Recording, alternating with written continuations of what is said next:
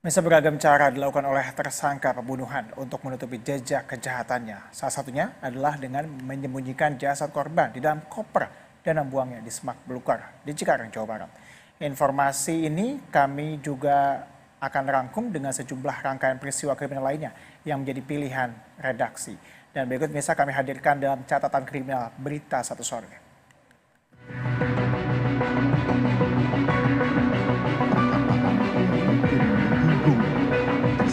Sehingga tersangka emosi dan secara spontan melakukan atau membenturkan kepala.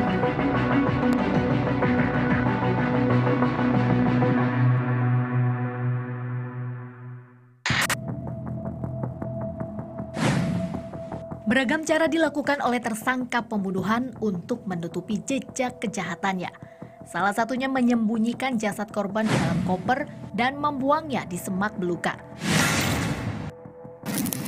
Seperti yang terjadi di Cikarang, Jawa Barat ini, warga digegerkan dengan temuan jasad seorang wanita terbungkus di dalam koper. Kamis 25 April 2024, seorang petugas kebersihan menemukan jasad seorang wanita di dalam koper berukuran besar di Jalan Inspeksi Kalimalang, wilayah Cikarang, Kabupaten Bekasi, Jawa Barat. Petugas bernama Dana itu tengah membersihkan sampah liar di sekitar lokasi penemuan koper.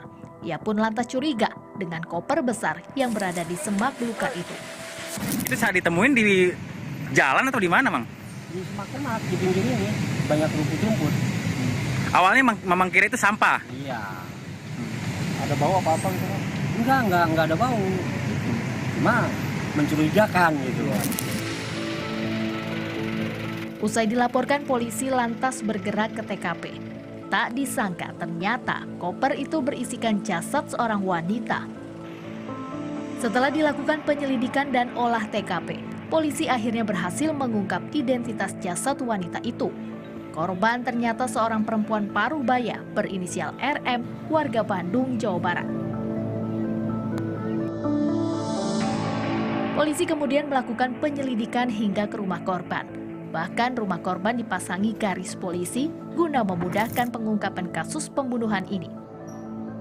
RM diketahui menghuni rumah itu bersama kedua anak perempuannya. Polisi kemudian melakukan otopsi terhadap jasad korban untuk mengungkap penyebab kematiannya. Usai dilakukan otopsi, jasad RM lantas dimakamkan pihak keluarga di TPU Rancacili, Kota Bandung. Isak tangis keluarga pun mengiringi proses pemakaman RM. Kedua anak korban pun syok dan terpukul atas kepergian ibundanya. Berdasarkan keterangan pihak keluarga, korban ternyata bekerja di salah satu perusahaan swasta dan hanya tinggal bersama kedua anaknya, sebab korban dan suaminya telah berpisah.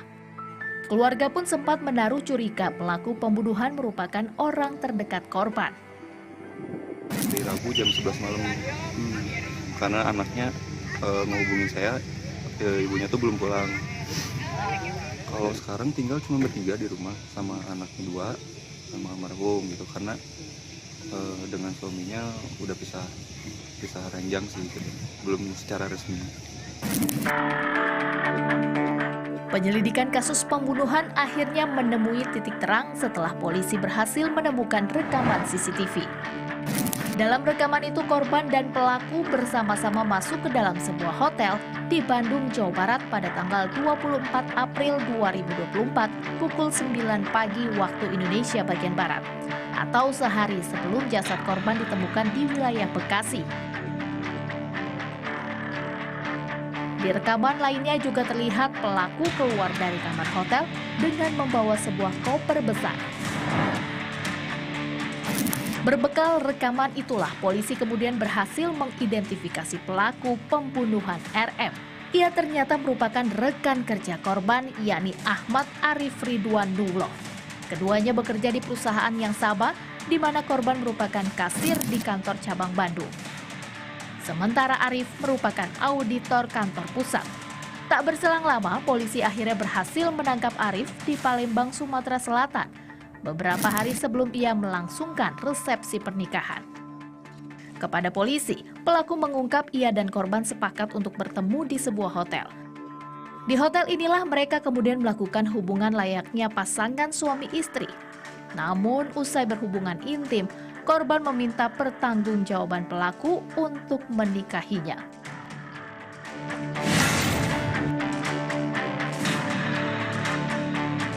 Pelaku pun menolak dan tersinggung dengan apa yang dikatakan korban hingga kemudian pelaku naik pitam. Pada awalnya hanya untuk melakukan hubungan suami istri. Selanjutnya korban menanyakan tentang bagaimana status hubungannya karena korban meminta tersangka untuk menikahi. Korban membuat perkataan yang mungkin menyinggung tersangka sehingga tersangka emosi dan secara spontan melakukan atau membenturkan kepala. Tak sampai di situ, tersangka ternyata lanjut mencekik dan membekap mulut korban hingga korban lemas dan meninggal dunia. Selain karena menolak menikahi korban, rupanya ada motif lain di balik pembunuhan yang dilakukan oleh pelaku. Arif ternyata menggasak uang korban senilai 43 juta rupiah.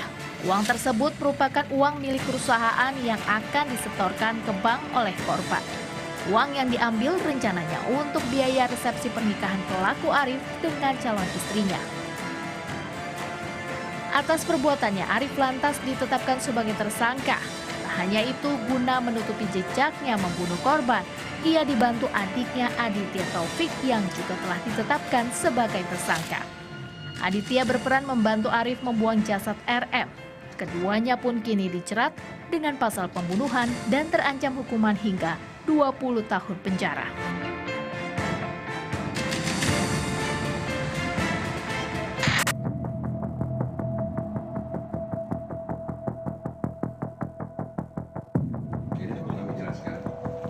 Tak berselang lama, pembunuhan dengan pola menghilangkan jejak menggunakan koper kembali terjadi.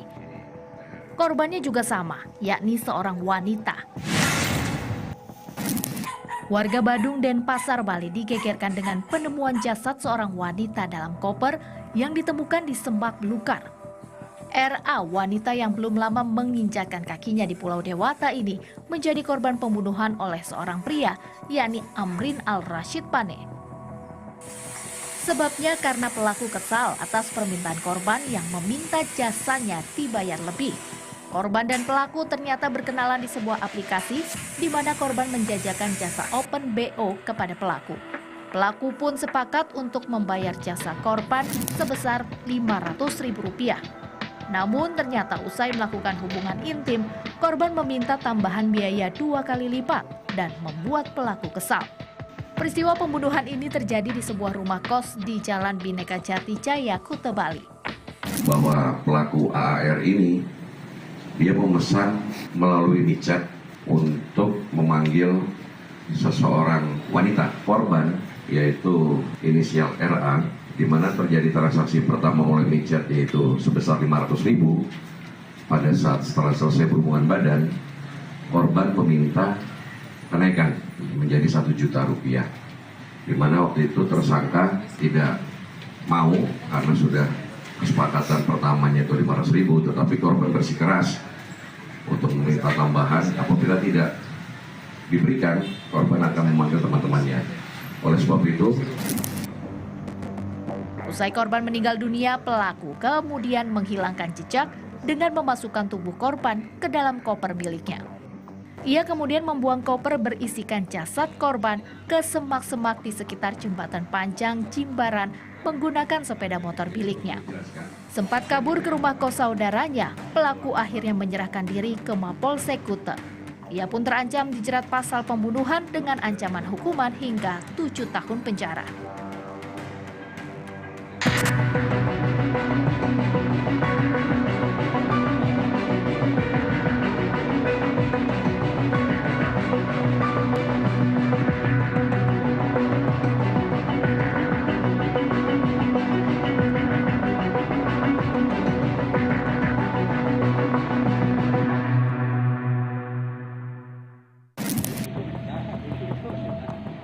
Bukannya memberantas narkoba hingga ke akar-akarnya, oknum polisi ini justru kedapatan membawa barang haram itu dan hendak diedarkan. Inilah yang terjadi di Kabupaten Pasaman, Sumatera Barat. Seorang oknum polisi berpangkat Aibda diam-diam membawa barang haram berjenis ganja. Tak tanggung-tanggung jumlahnya mencapai 141 kg. Pria berinisial A, oknum anggota polisi Polsek Batipuh Selatan wilayah hukum Polres Padang Panjang ini ternyata menjadi seorang kurir narkoba. Ia pun berhasil diamankan BNN Provinsi Sumatera Barat. Kita melakukan penangkapan terhadap yang bersangkutan, interogasi, ya, bahwa untuk memastikan bahwa apa yang dimuatnya itu benar atau tidaknya adanya narkotika, kita suruh yang bersangkutan, si oknum ini, ya, kita suruh buka kendaraan tersebut, ternyata benar ada barang bukti ganja yang dimasukkan dalam karung. Penangkapan Aibda A ini dilakukan di Jalan Pasar Baru Benteng Dusun 4 Nagari Tanjung Baringin, Kecamatan Lubuk Sikaping, Kabupaten Pasaman, Sumatera Barat. Yang mengejutkan, ternyata Aibda A telah berhasil membawa ganja sebanyak 3 kali ke Sumatera Barat dengan bayaran sebesar 5 hingga 6 juta rupiah.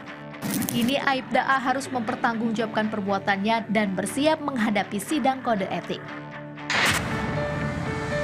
5 aparat kepolisian ini terciduk dengan menyalahgunakan narkoba jenis sabu di sebuah rumah wilayah Cimanggis, Depok, Jawa Barat. Penangkapan kelimanya berawal dari laporan masyarakat yang terganggu dengan aktivitas dan keberadaan mereka. Sebab kelima oknum polisi ini kerap kumpul di sebuah rumah salah satu oknum. Kelimanya kedapatan tengah berpesta narkoba jenis sabu. Usai dilakukan pemeriksaan, aparat Polres Metro Depok menemukan sejumlah barang bukti berupa paket sabu seberat 1,24 gram, 1 alat isap sabu, serta 5 kartu tanda anggota Polri.